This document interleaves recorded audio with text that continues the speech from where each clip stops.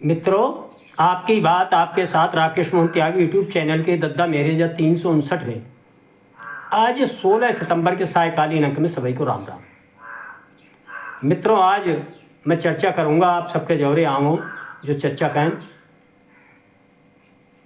राष्ट्र के संविधान व सनातन मौर्य समाज के प्रतीक अशोक लाट पर जो घटनाक्रम हुआ है उस घटनाक्रम के संबंध में मैं आप सबके समक्ष कुछ प्रश्न कुछ विचार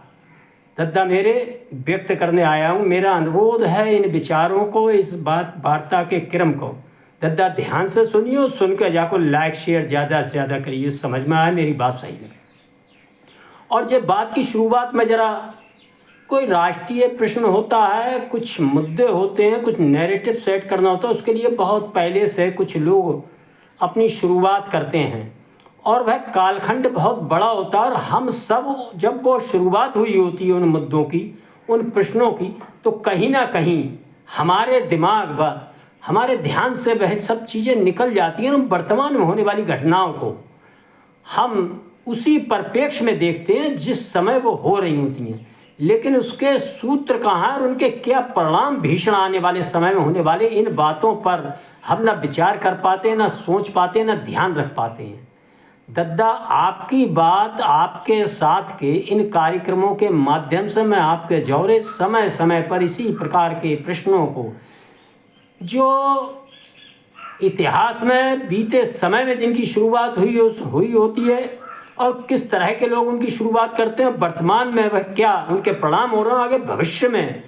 किस प्रकार के अच्छे या बुरे परिणाम हो सकते हैं, तो हम इस परिप्रेक्ष्य में अपने इतिहास को नहीं जानेंगे दद्दा मेरे, तो अपने को ना पहचानेंगे ना अपने दुश्मन को पहचान पाएंगे। आज मैं चर्चा की शुरुआत करना चाहूँगा सन 84, 85, 86 के बाद का समय, जो भारतवर्ष में विभिन्न राजनीतिक दल उस समय की तत्कालीन राजनीतिक, सामाजिक, आर्थिक जो एक भ्रम की स्थिति थी, संक्रमण काल चल रहा था, उसमें कांग्रेस पार्टी का विकल्प बनने के लिए विभिन्न राजनीतिक दल प्रदेश स्तर पर, राष्ट्रीय स्तर पर अपने अपने मुद्दों के आधार पर राजनीति करते हुए समाज में अपना समर्थन बढ़ाते हुए आगे बढ़ रहे थे। उसमें मैं आपका ध्यान दिलाना चाहूँगा बहुजन समाज पार्टी के कुछ मिशनरी भाव से कार्य करने वाले कार्यकर्ता जो उस दौर में उत्तर भारत, खासतौर से उत्तर प्रदेश, बिहार के गांव-गांव में मौर्य व शाक्य समाज की बस्तियों में उनके परिवारों में आकर एक विषय को प्रमुखता से उठाकर उनके मन मस्तिष्क को झकझोर कर उनको राष्ट्रीय स्वाभिमान का प्रतीक सम्राट अशोक महान और उनके प्रतीक चिन्ह अशोक की लाट के एक तथाकथित अपमान के बारे में बताकर और उनके इस अपमान और स्वाभिमान की चिंता करने वाले के रूप में बहुजन समाज पार्टी का विचार इस मौर्य और शाक्य समाज के बीच मन मस्तिष्क में किस प्रकार बिठाने का काम कर रहे थे और इस बिठाने के क्रम में वे किस प्रकार मनुवाद और सनातन समाज में एक जो भेद थे उनको और उभार कर अपनी राजनीतिक रोटियां सेक रहे थे। आप सबको, जिन मित्रों को याद होगा वो दौर कि किस प्रकार उस समय तत्कालीन कांग्रेस की सरकार ने जो हमारी मुद्रा थी 10 के नोट, 20 के नोट, 50 के नोट, जिन पर हम बहुत छोटे छोटे होंगे, हमको ध्यान होगा, तो अशोक की लाट बड़े रूप में बनी आती थी। तत्कालीन सरकार ने उस अशोक की बड़ी लाट को हटाकर साइड में किया था और वहाँ महात्मा गांधी का चित्र आज भी बहुत से नोटों पर आता है, अन्य चित्र भी आते हैं राष्ट्रीय गौरव के। उन प्रश्नों को अशोक की लाट के अपमान से जोड़कर मनवादियों के प्रति किस प्रकार घृणा का भाव एक मौर्य शाक्य बरादरी में रखकर इस प्रश्न को अपनी राजनीतिक रोटियां सेकी थी, ये हम सबको ध्यान होगा। मित्रों, आज मैं उसी बात को वर्तमान समय में और इसके आगे क्या भविष्य में खतरनाक परिणाम होने वाले इन पर चर्चा करूंगा कि अभी विगत 3 सितंबर 2025 को कश्मीर के हजरत अबल दरगाह में वक्फ बोर्ड के शिला पट पर जो सरकारी काम वहाँ हुआ था विकास का, उस पर शासन के प्रतीक के रूप में सम्राट अशोक की लाट जो लगी हुई थी, उस पर मोहम्मद साहब के जन्म दिवस के अवसर पर किस प्रकार कुछ सरियावादियों ने अशोक की लाट पर प्रहार करना, पत्थरों से तोड़ने का जो प्रयास किया है और अपमान करने का काम किया, वह केवल कश्मीर नहीं मित्रों, हम सब ध्यान देंगे तो देश के विभिन्न हिस्सों में तिरंगा अपने धार्मिक जुलूसों में राष्ट्रीय गौरव के प्रतीक तिरंगा जो लहराया गया था, उस तिरंगे में बीच में जो धर्म चक्र, वह भी अशोक, सम्राट अशोक की लाट से संबंधित है। उसको हटाकर वहाँ किस प्रकार अपने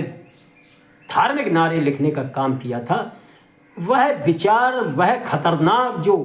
चलन मोहम्मद साहब के जन्म दिवस पर शुरू हो रहा है, इसके परिणामों के बारे में यदि हम आज अभी नहीं सोचेंगे दद्दा मेरे, तो चाहे मौर्य हों, चाहे शाक हों, चाहे जाटव हों, चाहे ब्राह्मण हों, चाहे ठाकुर हों, चाहे बनिए हों, चाहे जाट हों, गुजर हों, कोई भी हों, और हम शांति प्रिय किसी भी धर्म के रहने वाले, समाज के रहने वाले लोग हैं, और ख़ास तौर से भारतीय, इसके क्या गंभीर परिणाम आने वाले समय में होंगे, ये हम सबको ध्यान में आना चाहिए। इन गंभीर प्रश्नों पर जिस प्रकार कुछ राजनीतिक दल मौन धारण करे बैठे हैं, और ख़ास तौर से ऐसे राजनीतिक दल जो अपनी जेब में संविधान की पुस्तक लेकर चलते हैं, वह चाहे राहुल गांधी हों, अखिलेश यादव हों, या राष्ट्रीय जनता दल के लोग हों, चाहे शिवसेना के लोग हों, चाहे अकाली दल के हों, इंडी गठबंधन के सभी लोग जो बात बात पर, छोटी छोटी बात पर संविधान और मनवादियों को कोसने का कोई मौका नहीं छोड़ते। आज वह संविधान के प्रतीक चिन्ह अशोक की लाट के हुए अपमान और उस पर प्रहार और राष्ट्रीय ध्वज पर प्रहार पर किस प्रकार चुप हैं, मौन हैं, और किस प्रकार इन सरियावादियों के सामने नतमस्तक होकर अपना मौन समर्थन दे रहे हैं संविधान की धज्जियां उड़ाने वाले, ये हम सबको समझ में आना चाहिए। मित्रों, अभी पिछले लोकसभा चुनाव में हमारे समाज के बहुत से लोगों ने किन्हीं कारणों से जातिगत आधार पर बयान में बहकावे में आकर संविधान बचाने, आरक्षण हटाने के नारे में फंसकर अपने समाज के लोगों को मत देकर सांसद बनाया था। संभवतः मौर्य शाक बरादरी के एकाध सांसद या नेता ने कहीं कहीं बड़े दबे स्वर में सरकार से तो मांग की है कि इन ऐसे अशोक की लाट की अपमान करने वालों को खिलाफ कठोर कार्रवाई करे। लेकिन मैं आपका ध्यान एक बात की और दिलाना चाहता हूँ, ऐसे सांसद हों, चाहे विभिन्न राजनीतिक दलों के विधायक हों, खास तौर से इंडी गठबंधन के, आखिर वह अपने राजनीतिक दल के नेतृत्व से, अपने राजनीतिक दल से क्यों नहीं कहते, बात बात पर आंदोलन करने के लिए खड़े होने वाले लोग, मनवादियों के खिलाफ विश्वमन करने वाले लोग, इन सरियावादियों के इस कृत्य के खिलाफ उनके राजनीतिक दल क्यों नहीं प्रमुखता से विधानसभा या लोकसभा में मांग उठाता। गैर जरूरी मुद्दों पर आए दिन लोकसभा विधानसभा न चलने देने वाले ऐसे सनातनी समाज को बांटकर काटकर मिटाने में अपने एजेंडे के जो चलाते हैं, उस पर किस प्रकार का भ्रम और गर्द उड़ाते हैं, जिससे कि सनातनी समाज के लोग इसी प्रकार बटे रहें, कटे रहें और मिटते रहें। वे समझ नहीं पाएँ कि उनके प्रतीक चिन्हों पर, उनके पूर्वजों के प्रतीक चिन्हों पर किस प्रकार सरियावादी लोग क्रमशः लगातार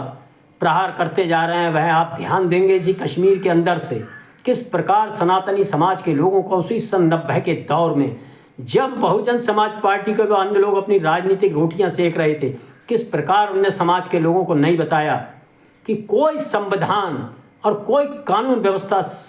कश्मीर के अंदर सनातन समाज के लोगों को सुरक्षित नहीं रख पाई। उनका नस्लीय संहार किया गया, वहाँ से भगा दिया गया।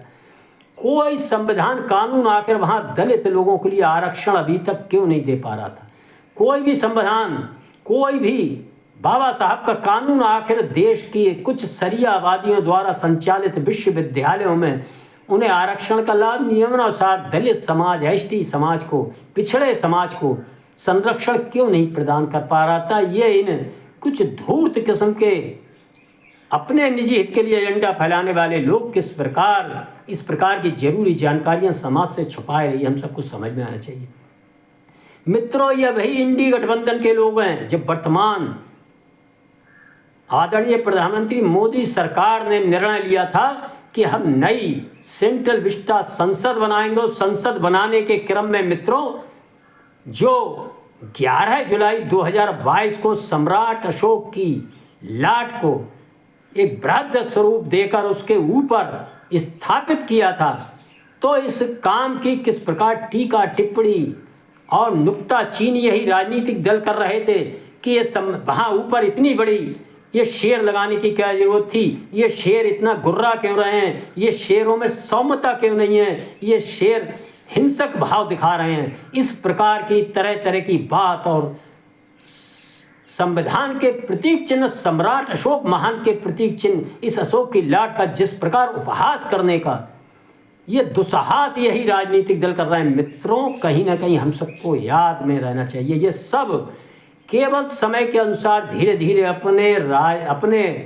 कुछ चंद वोटों के खातिर, वोट बैंक की खातिर किस प्रकार हमारे आपके समाज के प्रतीक चिन्हों को, हमारे सभी परंपराओं को, त्योहारों का किस प्रकार उपहास और दमन करने का काम करते हैं, सत्ता में रहते हैं। तो आप सबने देखा ही है किस प्रकार ये हमारी विभिन्न यात्राओं को, विभिन्न धार्मिक पर्वों पर